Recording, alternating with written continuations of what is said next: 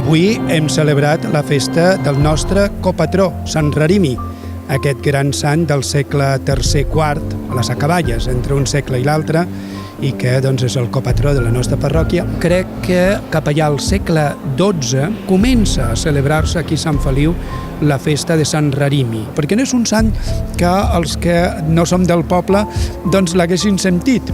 El que sí sé és que és una festa molt antiga, i aquí a la nostra població, en els llibres, en tenim moltes persones que es diuen Rarimis o que es diuen Rarímia, i fins i tot una de les nostres campanes porta aquest nom, la campana Rarímia.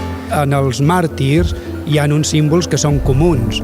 La palma del martiri, que sempre hi apareix, també la nostra església representada amb la torre, amb el campanar, el vaixell.